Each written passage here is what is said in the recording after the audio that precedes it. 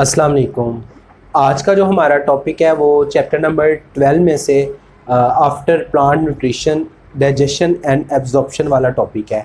इनके दरमियान में जो भी टॉपिक आते हैं वो आपके कोर्स में से एक्सक्लूड है, इसलिए हम डाइजेशन एंड एब्जॉर्प्शन वाले टॉपिक को डिस्कस कर रहे हैं। इसको शुरू करते हुए सबसे पहला जो लॉन्ग क्वेश्चन में भी आपसे क्वेश्चन पूछा जा सकता है कि वाई वी नीड डाइजेशन, हमें डाइजेशन की ज़रूरत क्यों पेश आती है। उसमें जो आप फर्स्ट हेडिंग बनाएंगे that is nutritive requirement of animals, कि एनिमल्स को अपनी न्यूट्रिशन को मुकम्मल करने के लिए किन किन चीज़ों की ज़रूरत होती है। पहले हम उसको लेबल करेंगे। उसमें कौन कौन सी चीज़ें हैं। नंबर 1 वाटर जो मेन न्यूट्रिएंट है। Number 2 oxygen. Number 3 vitamins. Number 4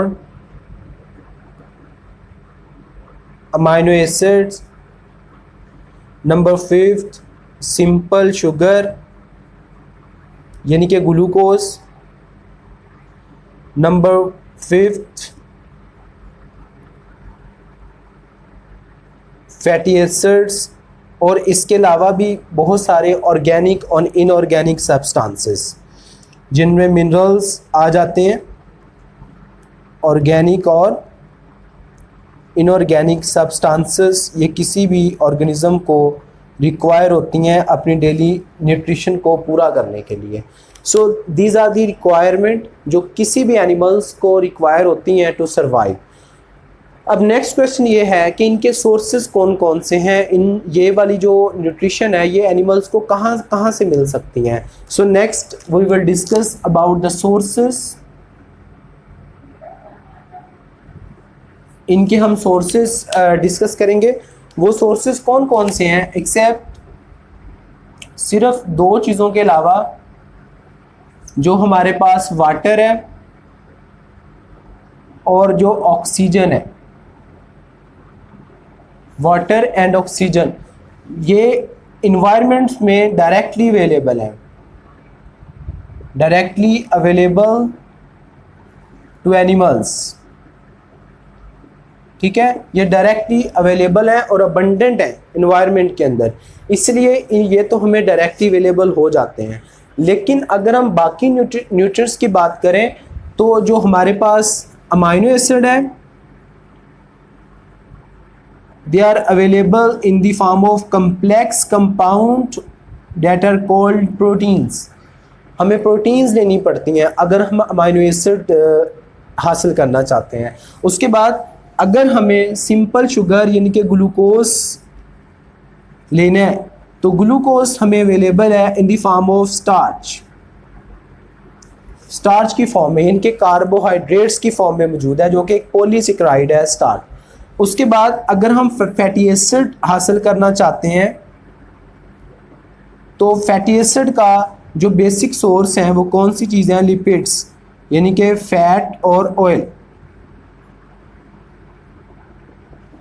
okay, these are the compounds which you need which are available in the form of protein, starch and the lipids. These compounds are complex in nature। ये जो compound हैं organic compounds, ये जो proteins हैं, उसके बाद जो starches हैं और जो फैट्स हैं, ये किस नेचर के होते हैं, are complex in nature.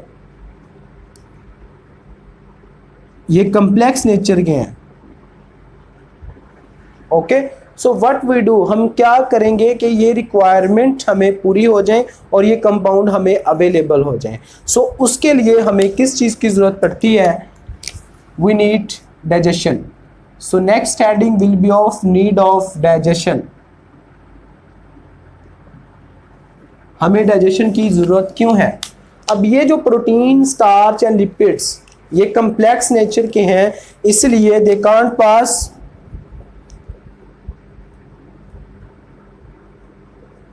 To cell membrane. ये सेल मेम्ब्रेन में से नहीं गुजर सकते क्योंकि इनकी नेचर कम्प्लेक्स है। सेल मेम्ब्रेन सेलेक्टिवली परमिएबल है, उसमें जो चार्ज्ड पोर्स हैं, जो गुजरने के रास्ते हैं, they are not such bigger in size in order to allow to pass protein, starch and lipids. That's why we need digestion. So इसलिए हमें digestion की ज़रूरत होती है. उसकी reason because cellular जो membrane है वो क्या होती है, don't allow to pass complex organic compounds, वो इनको गुजरने नहीं देती. सो इस वजह से that with the help of different enzymes protein will be break into amino acids, fats or oil will be break into fatty acids. उसके बाद जो स्टार्च है they will be break into glucose. ठीक है, जब इन फॉर्म में ये चीज़ें टूटेंगी तो उसकी वजह से जो हमारी सेल मेम्ब्रेन है उसमें से फ्रॉम ब्लड ये चीज़ें एंटर हो जाएंगी और माइटोकॉन्ड्रिया इनको ब्रेक डाउन करेगा, जो हमने चैप्टर नंबर 11 में पढ़ा है कि एनर्जी हमें किस तरह मिलती है. सो इस वजह से हमें किस चीज़ की ज़रूरत पेश आती है, we need digestive system or we need digestion. So these are the points you have to cover when this question come into exam. Why we need digestion? Nutritive requirement. Number second, what are the sources of the organic compounds? And number third, that is the need of digestion.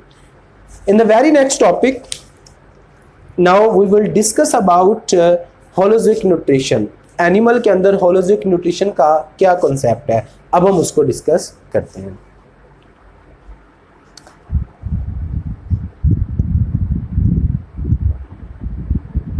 Next topic जो हम discuss करेंगे वो है holistic nutrition. Holistic nutrition क्या है?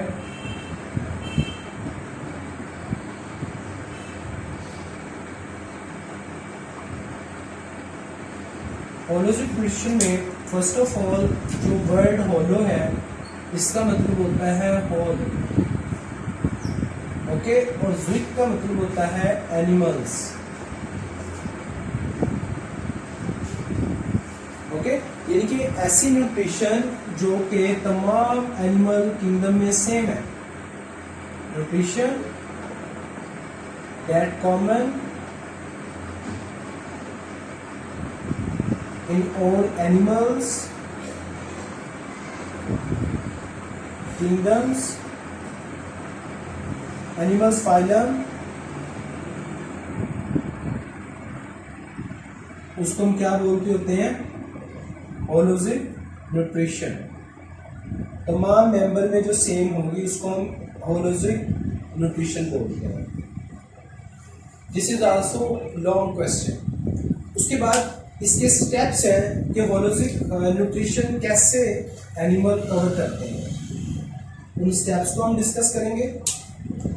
उनमें जो first step है होलिस्टिक न्यूट्रिशन का, that is injection.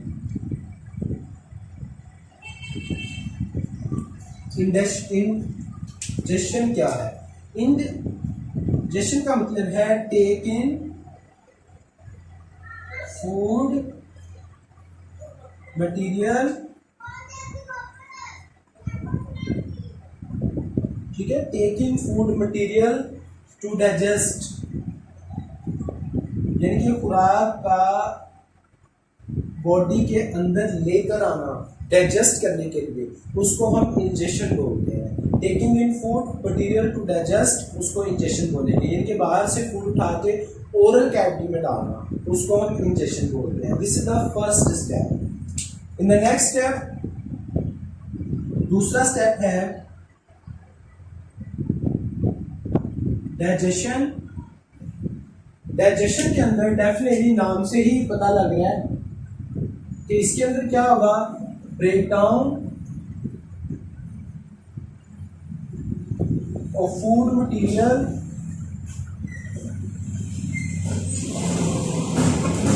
Extra cellular और इंट्रासेलुलरली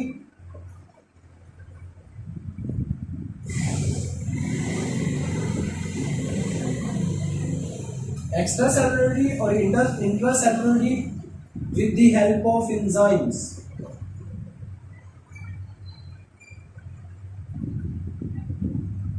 उसको हम क्या बोलते होते हैं? डाइजेशन। यानी कि सेल के अंदर या सेल से बाहर, जैसे लेट्स सपोज कि अगर हम स्टमक की बात करें तो स्टमक में क्या होता है? स्टमक में जो फूड है वो डाइजेस्ट होती है विद इन दिस कैविटी। यहाँ पर सेल सिक्रीशन कॉज करते हैं, गैस्ट्रिक जूस बनाते हैं और फिर ये फूड डाइजेस्ट होती है। This is extra cellular digestion. लेकिन हमारे जो सेल्स हैं, अगर बैक्टीरिया सेल्स की बात करें, दिस इज बैक्टीरिया, अगर हम बैक्टीरिया की बात करें या अमीबा की बात करें, जो यूनिसेलुलर ऑर्गेनिज्म है वो एक ही सेल है, उनके अंदर जो पूरी उनकी लाइफ है वो इसी चीज पे बेस कर रही होती है, जो उसका यूनिसेलुलर सेल है, एक सेल है, दिस इज सेल। तो जब वो कोई फूड अपने अंदर लेके आता है तो वही फूड इसके इसी सेल के अंदर ही डाइजेस्ट होनी है।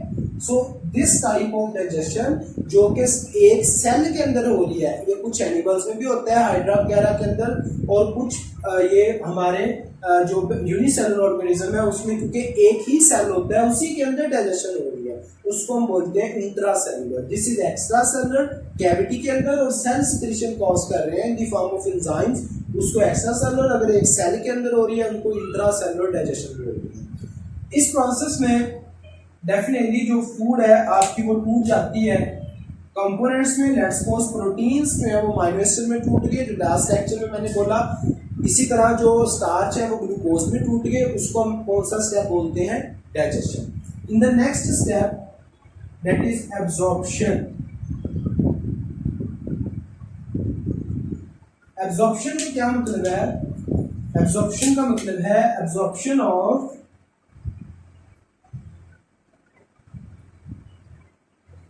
Diffusible food particle.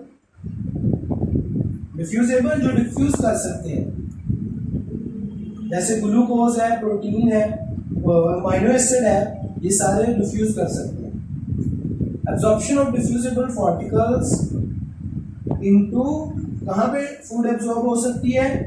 या तो वो फूड एब्जॉर्ब होगी इनटू ब्लड, ब्लड में जो हर सेल तक फूड को लेके जाएगा, जैसे स्टोमिक में फूड डाइजेस्ट हुई और उसके बाद जो फूड है जो एब्जॉर्ब होगी वो स्मॉल इंटेस्टाइन में जाकर ब्लड में एब्जॉर्ब हो जाती है और ब्लड हर सेल तक पहुंचाता है। ब्लड में होगी या फिर आप इसको ब्लड से जो फूड है वो कहाँ पहुंचेगी? सेल में। उसको हम कौन सा स्टेप बोलेंगे? एब्जॉर्प्शन। फिर जाके फूड ने यूटिलाइज्ड होना है विद इन सेल, उस स्टेप को जिसमें सेल के अंदर जाकर फूड से हमें एनर्जी मिलती है with the help of mitochondria, उसको हम क्या बोलते होते हैं? Assimilation. So what is the assimilation? Utilisation of food. This is utilisation of diffusible, ठीक है। क्यों फूड टूटी हमारे अंदर? In order to get energy to build the body। Body को बनाने के लिए या फिर क्या करने के लिए? आपकी एनर्जी एटीपी की फॉर्म में हासिल करने के लिए, उसको हम एसिमिलेशन बोलते होते हैं। In the very last step जब आपकी फूड एब्जॉर्ब होगी और उसके बाद उसमें यूटिलाइज भी हो गया, तो नेक्स्ट जो है वो फूड जो वेस्ट पार्टिकल रह गए हैं उसको बॉडी से निकालना भी है, एग्जिट भी करना है, उस स्टेप को हम बोलते हैं egestion. What is egestion? That is the removal of the waste material from body, removal of indigestible, यानी कि जो डाइजेस्ट नहीं हो सके, इनडाइजेस्टिबल मैटर और फूड फ्रॉम बॉडी, उसको हम क्या बोलते होते हैं? Egestion. These are the 5 steps that are common in all animal phylums if we talk about kingdom Animalia. So these steps are called holistic nutrition and these are important long question. This is important long question as well. These terms are important for short question. So in the next topic we will discuss about human digestion. Allah Hafiz.